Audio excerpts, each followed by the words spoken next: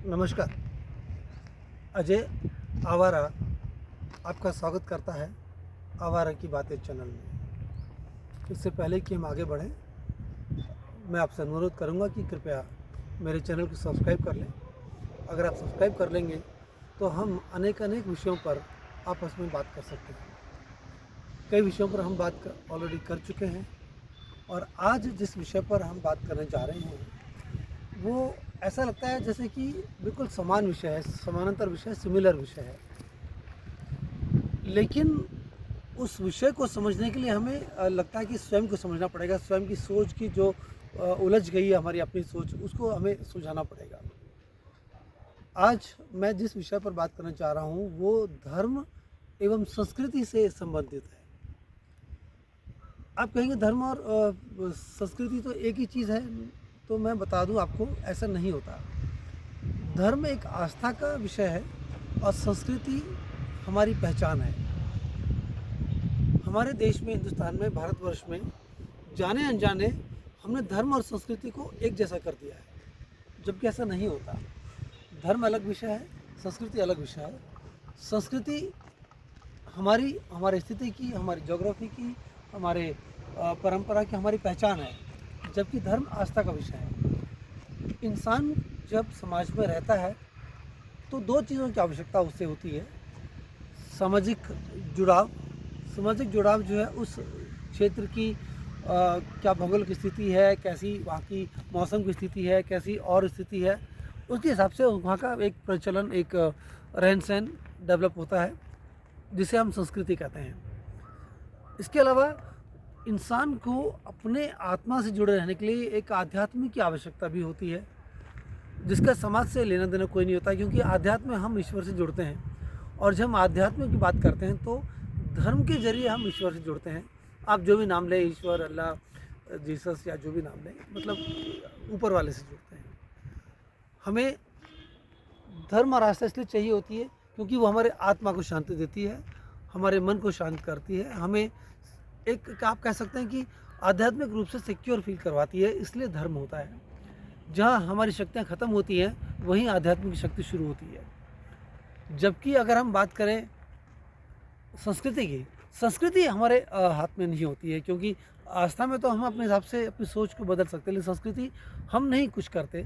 संस्कृति का जन्म जो है उस क्षेत्र की अनेक विशेषताओं पर निर्भर करता है। जैसे मौसम हो सकता है, वहाँ की जलवायु हो सकती है, वहाँ की उपज पौध हो सकती है, वहाँ का रहन सहन हो सकता है, वहाँ का आचार व्यवहार हो सकता है, वहाँ की भाषा हो सकती है, वहाँ की विचार व्यवस्था हो सकती है।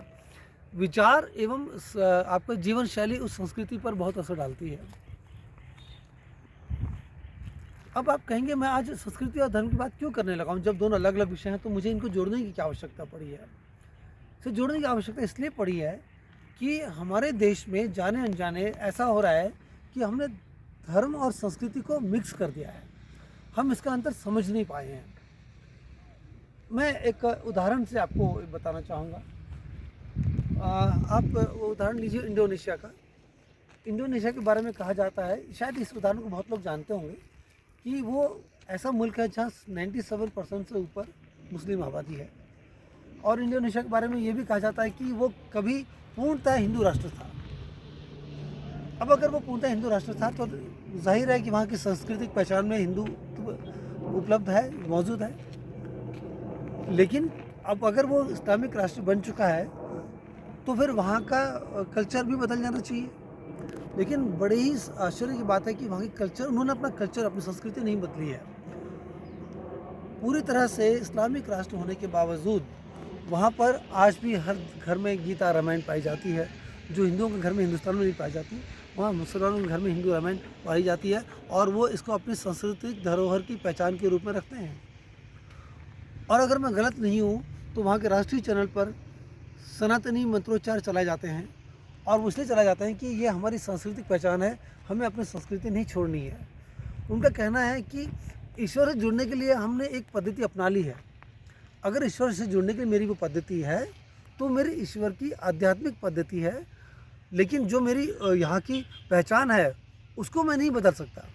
आप ये समझ लीजिए, मैंने ये कपड़े पहने हुए हैं, अब इस कपड़े को पहनकर आप मुझे हिंदू समझ रहे हैं या मुसलमान समझ रहे हैं या सिख समझ रहे हैं या ईसाई समझ रहे हैं, मुझे नहीं पता। अगर मैं ये जैकेट पहन के ओम बोलता हूँ तो मैं हिंदू कहलाता हूँ। तो क्या मैं जैकेट बोल के अल्लाह नहीं बोल सकता, या ओ गॉड नहीं बोल सकता, या वाहेगुरु नहीं बोल सकता? अब ये मेरी पहचान है संस्कृति की, ये मेरा जैकेट मेरी सांस्कृतिक पहचान है। अब इसे मैंने गॉड बोल दिया तो क्या मैं क्रिश्चियन हो गया, या मैंने वाहेगुरु बोल दिया तो क्या मैं खालसा हो गया, और यहाँ मैंने अल्लाह बोल दिया तो क्या मुसलमान हो गया? बस यही आप नोट कर लीजिए। ये पहनावा मेरी सांस्कृतिक पहनावा है, और मेरी भाषा जिससे मैं ईश्वर को पुकार रहा हूँ वो मेरी आस्था का विषय है। आस्था का विषय अलग है, सांस्कृतिक पहचान अलग है। लेकिन हिंदुस्तान में हमने क्या किया कर दिया है, हम क्या करने लगे हैं, यहाँ पर हमने आस्था को संस्कृति को मिला दिया है। आप ये चीज़ देखते होंगे, हमने बहुत देखा आजकल, अगर हम सनातन की बात करते हैं तो हम बात करने लग जाते हैं भगवा रंग की, ठीक है, पगड़ी की। और जब हम इस्लाम की बात करते हैं तो हम हरे रंग की या उनकी एक जो विशेष पारंपरिक पोशाक है उसकी बात करने लग जाते हैं। और ये देखा भी गया है कि जो इस्लाम को मानने वाले हैं उनका एक पोशाक अलग तरह की मिलेगी, जो क्रिश्चियनिटी को मानने वाले उनकी पोशाक अलग मिलेगी, और जो खालसा पंथ को मानते हैं उनकी एक पोशाक अलग थोड़ी मिलेगी। मतलब कि आप ये समझ लीजिए कि हमने आस्था को और अपनी सांस्कृतिक पहचान है दोनों को मिक्स कर दिया है।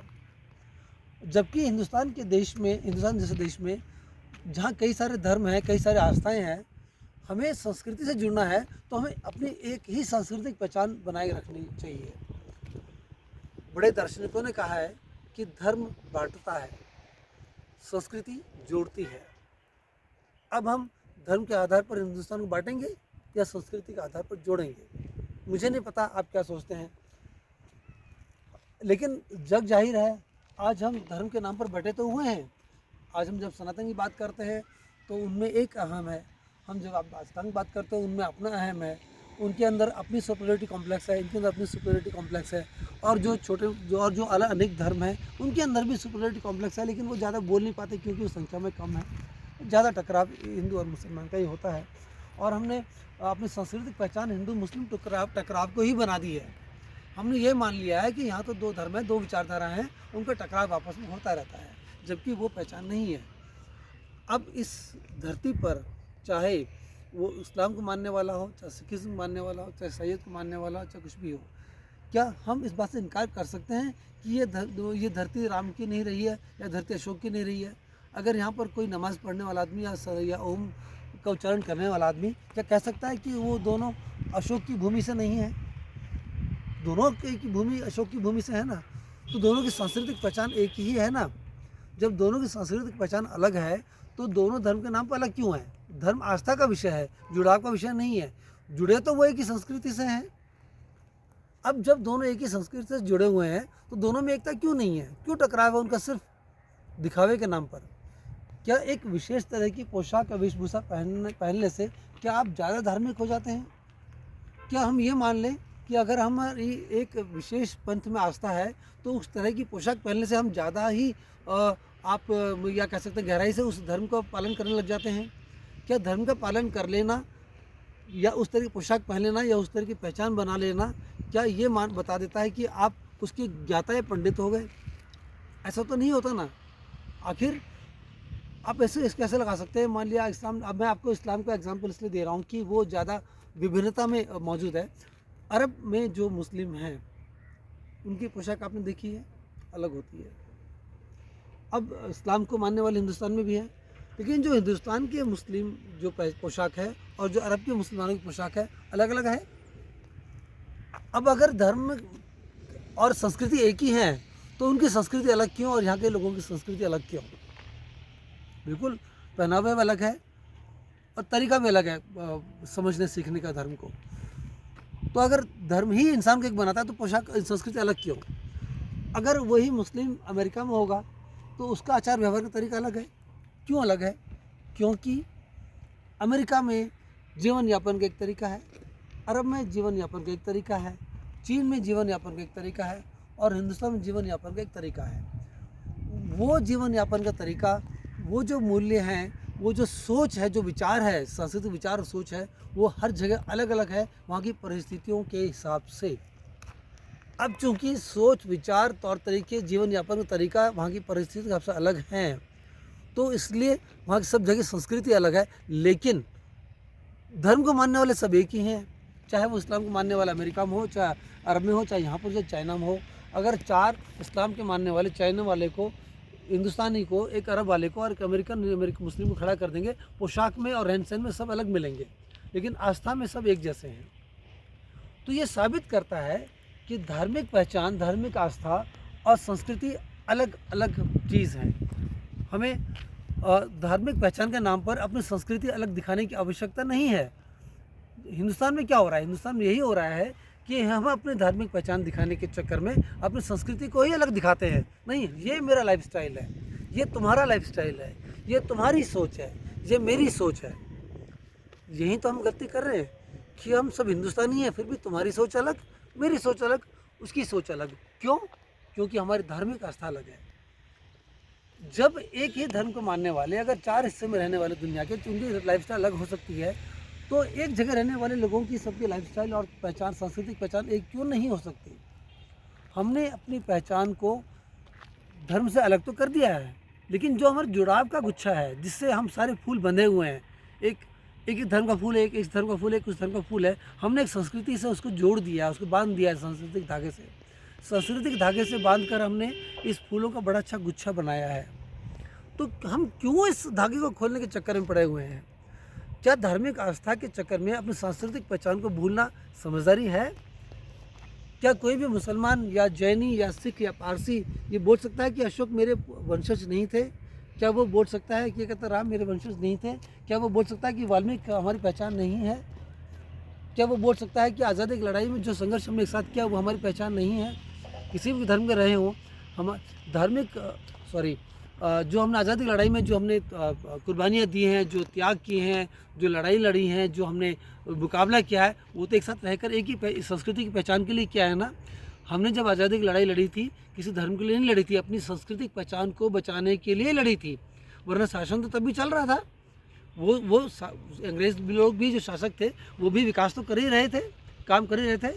एग्जाम्पल है आपके सामने, रेलवे उन्होंने ही बनाया था। हम क्यों लड़ रहे थे? हम लड़ रहे थे अपनी सांस्कृतिक पहचान को बचाने के लिए। और जब सांस्कृतिक पहचान को बचाने के लिए हम लड़ रहे थे, तो आज हम संस्कृति के नाम पर अलग क्यों हुए जा रहे हैं? हमने धर्म को अपनी सांस्कृतिक पहचान से क्यों जोड़ दिया है?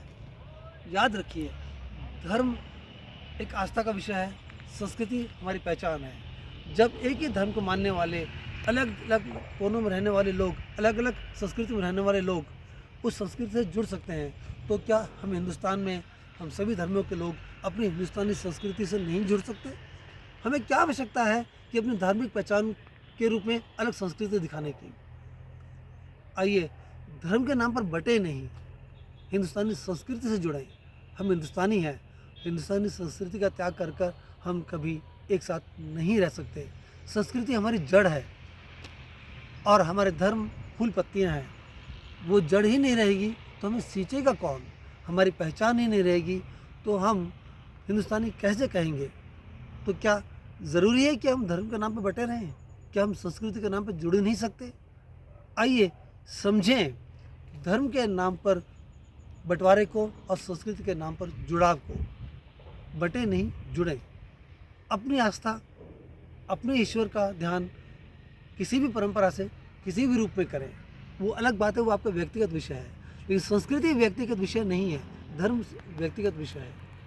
आप व्यक्तिगत तौर पर किसी भी धर्म से, किसी भी परंपरा से, किसी भी तरीके से जुड़े रहें, लेकिन सांस्कृतिक पहचान को न खोने दें। आइए हमारे भारत की संस्कृति को हम सजो कर रखें। आइए हिंदुस्तानी संस्कृति को सजो कर रखें, इसे मजबूत बनाएं, जो हमें सींचती है, जो हमारी पहचान हमें देती है। क्या हम अपनी पहचान को, अपनी संस्कृति को सजो कर रख पाएंगे या इसे धर्म के नाम पर बट जाने देंगे, बिखर जाने देंगे? फैसला आपके हाथ में है। नमस्कार।